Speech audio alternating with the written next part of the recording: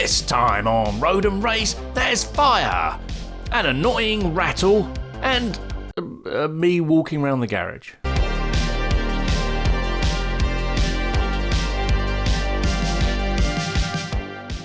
Hello and welcome to another episode of Road and Race. This week it's a bit of a strange one.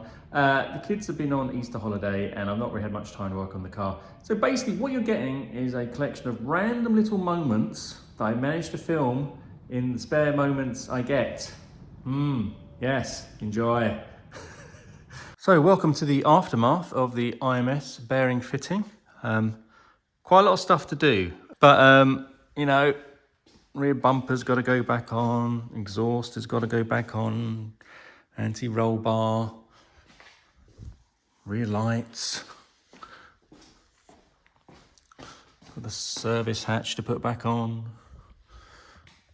take this car out of service mode, bit of trim here, bumper bit, we've got to put the little cubby back on, all the carpets, the hatch, bracing on the trays. I've still got to do a bit of work under here as well. Obviously taking those studs out the exhaust, which I'm not looking forward to. Drive shafts need to go back on. Haven't torqued up a few of the bolts down there as well, got to do that. And put oil back in the car. Very important, don't forget to do that. To get the exhaust on, I've got to get the 3 studs that are pressed into the header flange out. Now, if you've seen my older 986 Boxster video where I attempted this, I had to drill them out. It was a massive nightmare, it took forever.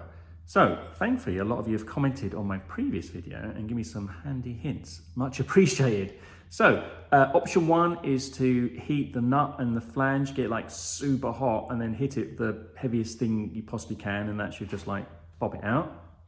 Other people have said to kind of cut it off and then use like an air chisel to hit it out. And other people have said just get like a really good metal drill bit, like an SDS drill, and with a hammer action kind of drill it out that way. So I'll probably start with the heat option and move on if that doesn't work. Wish me luck.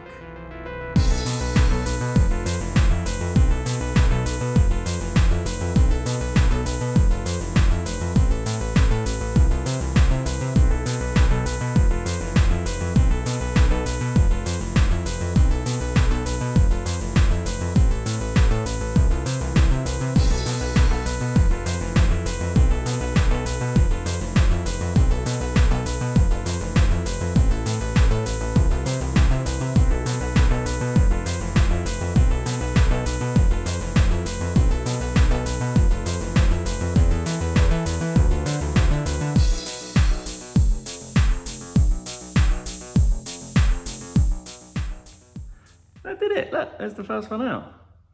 Get the right focus. Yeah, so the heat worked. I found it better to heat the flange rather than the nut itself. That seemed to get best results. When you whack it, you can feel it start to move and you just keep going and it eventually just pops out. There you go, just got the rest to do. Here we are with all 3 studs removed. I was a bit worried about using heat with this little pipe here getting too hot, but I managed to keep away from it. It doesn't feel like it's melted or had too much damage. I did slightly melt a little plastic clip just behind here, but I'm sure that'll be fine.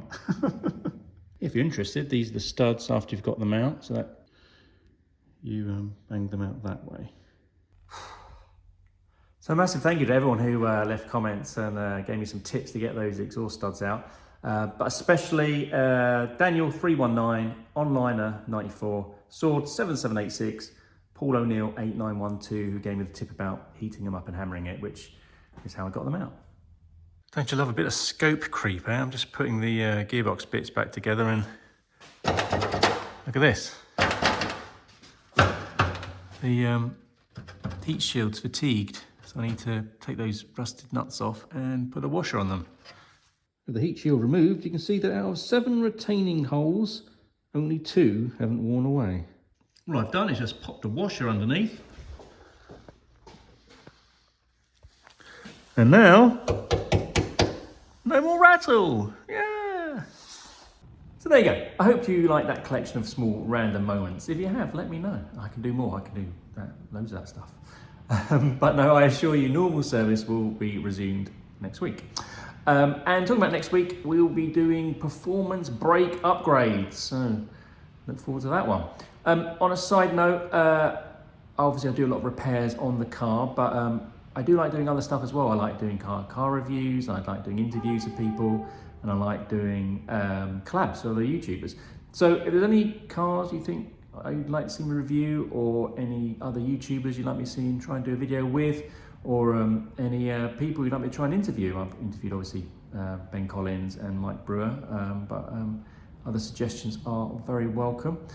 Or if you just want me to stick to repairing cars, then let me know. I'll be fine. Anyway, as always, thanks for watching.